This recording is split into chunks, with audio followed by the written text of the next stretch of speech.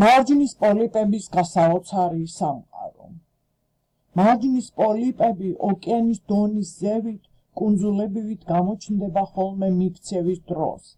მარჯნის პოლიპები დიდგროვებად ცხოვრობენ 50 მეტრამდე სიღრმეზე.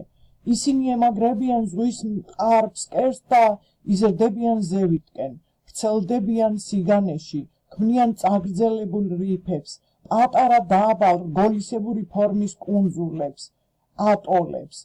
მარჯნის პოლიპებს ოკეანის წყალში ცხოვრება შეუძლიათ არანაკლებ +20 გრადუსი ტემპერატურის დროს. ამიტომ მარჯნის კუნძულები გვხვდება მხოლოდ ცხელი სარტყლის ზღვებში, ჩრდილო განედის 30 გრადუსსა და დასავლეთ გრძედის 30 გრადუსს შორის.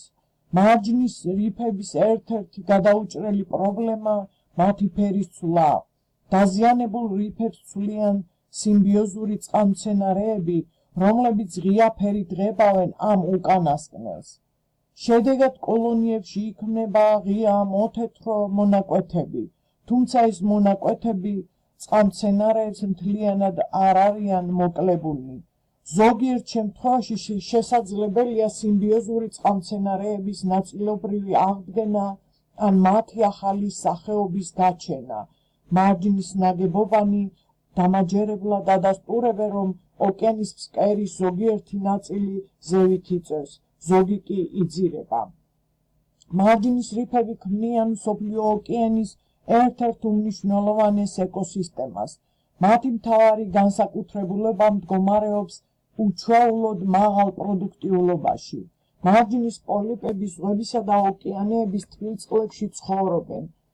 დაკვირტვით გამრავლებისას კვირტები დედის სხეულზე რჩებიან და კოლონიას წარმოქმნიან. კოლონია ცხოვრობს როგორც ერთი ორგანიზმი. მას საერთო ნაწლავის ღრუ აქვს და თითოეული წევრის მიერ მოპოვებული საკვები თანაბრად ნაწილდება მთელ კოლონიაში. მარჯნის პოლიპების არაუჯრედოვანი შრე კიროვანი ნივთიერებითაა წარმოქმნილი.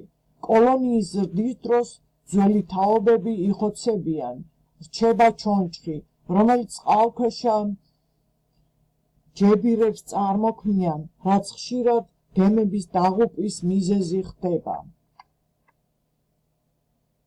ახლა კი იხილეთ მარჯნის რიფების ფოტოსურათები.